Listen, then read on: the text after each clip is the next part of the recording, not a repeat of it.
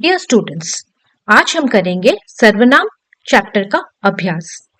पहला और दूसरा क्वेश्चन, सर्वनाम किसे कहते हैं, उदाहरण देकर समझाइए और सर्वनाम के कितने भेद होते हैं, सभी सर्वनामों के नाम लिखिए तथा प्रत्येक के दो दो उदाहरण दीजिए। ये दो आंसर्स के लिए आपको एक्सप्लेनेशन वीडियो को रेफर करना है, जहां पर मैंने बहुत ही ज्यादा डिटेल में इन दोनों के आंसर्स समझाए हैं। Now let us go to the third one. निम्नलिखित वाक्यों में रंगीन छपे सर्वनामों के भेद लिखिए। The highlighted words have to be identified as which सर्वनाम इज द क्वेश्चन यहाँ पर। ओके, तो आप कहाँ रहते हैं में आप जो है आपका अंडरलाइन हुआ है, हाईलाइट हुआ है, तो आप आपका है पुरुषवाचक सर्वनाम। क्यों? क्योंकि यहाँ पर क्वेश्चन मार्क है। ओके, नेक्स्ट, यहाँ कौन रहता है, यहाँ पर कौन वाला जो शब्द है वो आपका हाइलाइटेड है। तो यहाँ कौन रहता है में क्वेश्चन मार्क है, तो यहाँ पर भी कौन शब्द आपका प्रश्नवाचक सर्वनाम कहलाता है। पहले वाले में आप कहाँ रहते हैं में भी क्वेश्चन मार्क था, लेकिन यहाँ पर आप पूछा है, आप कौन सा सर्वनाम है, कहाँ नहीं पूछा है। अगर कहाँ पूछा होता तो ये होता आपका प्रश्नवाचक सर्वनाम, लेकिन आप पूछा है इसीलिए it is referring to the first person और द सेकंड पर्सन और द थर्ड पर्सन। जैसे मैंने आपको मध्यम पुरुष, उत्तम पुरुष और दूसरा जो तीसरा पुरुष के बारे में बताया था, वैसे आप इसको समझिए और इसको पुरुषवाचक सर्वनाम लिखेंगे।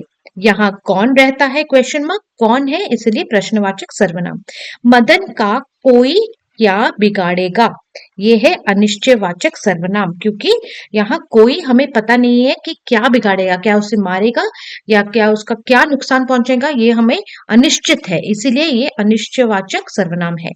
हम लोग मुंबई जा रहे हैं, ये आपका पुरुषवाचक सर्वनाम है, बहुवचन। जिस लड़की को इनाम मिला था वह मेले में नहीं आई, जिस और वह, ये एक संबंध बता रहा है, इसीलिए संबंधवाचक सर्वनाम। मैं स्वयं चला जाऊंगा, स्वयं इज हाइलाइटेड, सो ये खुद के लिए बात कर रहे हैं, निज, निज मीन्स खुद के लिए, इसीलिए ये निजवाचक सर्वनाम हो गया। अब फोर्थ वाला देखेंगे। सही कथन पर टिक तथा गलत कथन पर क्रॉस का निशान लगाइए। करेक्ट स्टेटमेंट को आप टिक करेंगे, गलत स्टेटमेंट को क्रॉस करेंगे।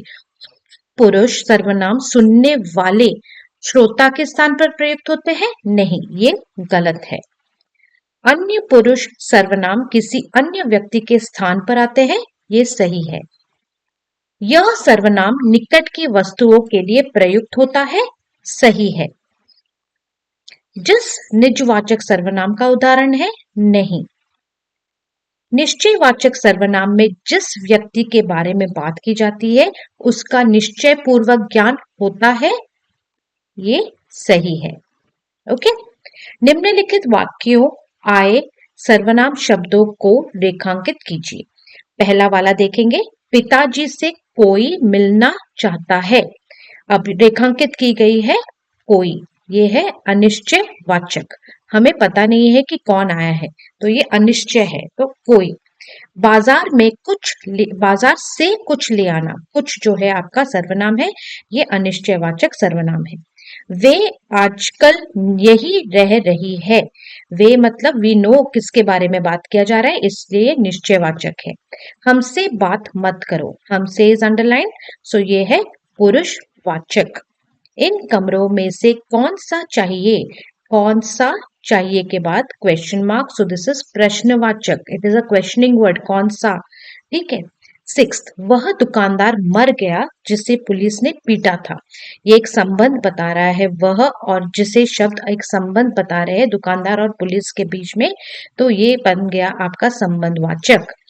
तुम यह काम खुद करो, पुरुषवाचक।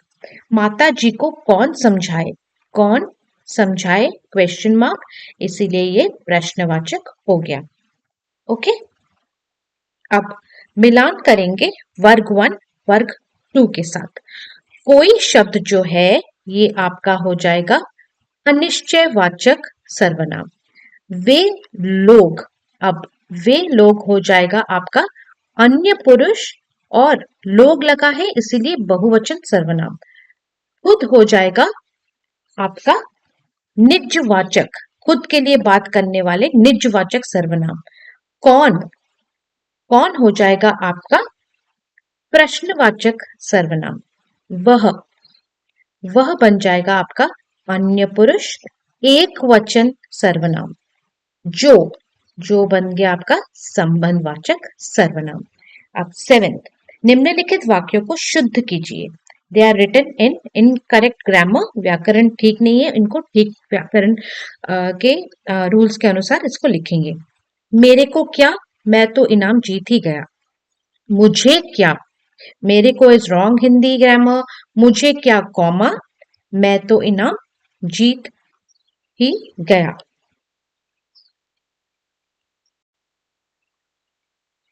सेकंड, तुम्हारे को कुछ नहीं मिलेगा, तुम्हारे इज रॉन्ग, तुम्हें कुछ नहीं मिलेगा, फुल स्टॉप, विराम चिन्ह। तेरे को चलना है तो चल, नहीं तो रहने दे, तेरे को इज रॉन्ग, तुझे चलना है तो चल, नहीं तो रहने दे, तुझे चलना है तो चल। आप लोग मेरे को भी साथ ले चलिए, मेरे को इज रॉन्ग, आप लोग मुझे भी साथ ले चलिए। हमारे को यह सब अच्छा नहीं लगता, हमारे को इज रॉन्ग, हमें यह सब अच्छा नहीं लगता, हमें यह सब अच्छा नहीं लगता।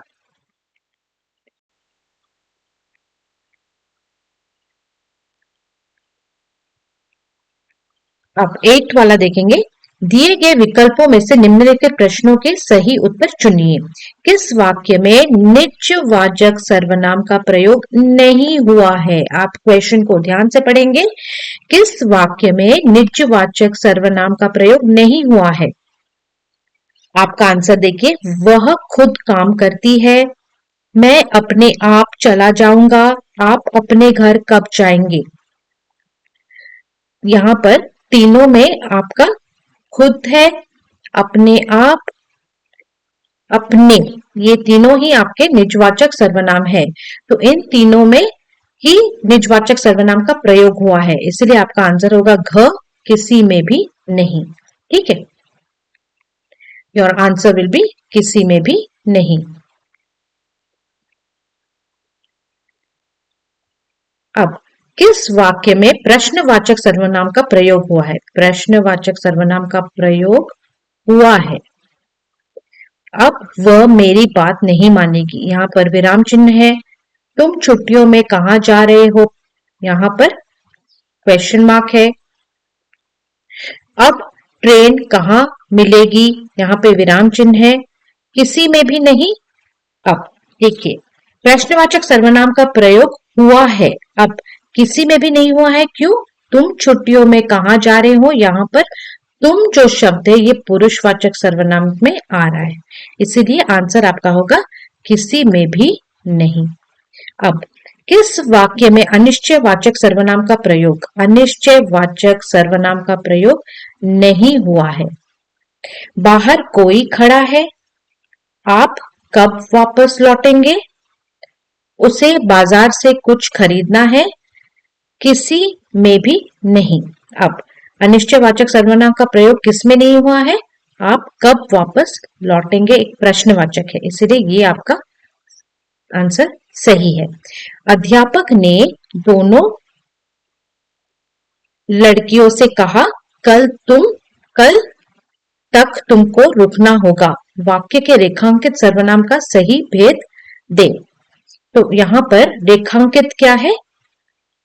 कल तक तुमको, तुमको इज द अंडरलाइंड, ये तो इसका हमें सही सर्वनाम बताना है। तो ये है आपका मध्यम पुरुष एक वचन तुमको, ये तुम लोग नहीं है इसलिए ये एक वचन है, और ये मध्यम पुरुष सेकंड पर्सन, क्योंकि अध्यापक दोनों लड़कियों से कह रही है कल तक तुमको। ठीक है, अगर यहाँ पर अध्यापक बोलते कल तक तुम लोगों को रुकना होगा तो ये बहुवचन होता मध्यम पुरुष, लेकिन अध्यापक इनको तुमको करके बोल रहे हैं, इसीलिए मध्यम पुरुष एक वचन इज द करेक्ट आंसर। अब उसका क्या है, वह तो इधर उधर भटकता रहता है। वाक्य के रेखांकित सर्वनाम का सही भेद दे। उसका, अब ये है आपका अन्य पुरुष एक वचन। अब मैं आपसे बोल रही हूँ कि उसका क्या है। I first person, I am talking to you. Second person about somebody else, तीसरे के बारे में बात करें, उसका, इसलिए ये हो जाता है आपका अन्य पुरुष एक वचन। ठीक है, तो इसके साथ we come to the end of this exercise अभ्यास ऑल्सो। और अगर आपको कोई डाउट्स है बच्चों तो मुझे कमेंट सेक्शन में जरूर बताइए। लेकिन ये अभ्यास वाला वीडियो करने से पहले आप एक्सप्लेनेशन ऑफ सर्वनाम वीडियो को अच्छे से 2-3 बार देखेंगे और समझेंगे। ठीक है, उसके बाद आप देखेंगे आप इनके आंसर्स खुद ब खुद लिख सकते हैं। आपको मेरी इस वीडियो को रेफर करने की जरूरत नहीं है except to see the answers. Okay, so if you like my channel, like share and subscribe, notification button on रखिए ताकि नेक्स्ट वीडियो डालूं तो आपको नोटिफिकेशन मिल जाए। Thank you students and all the best.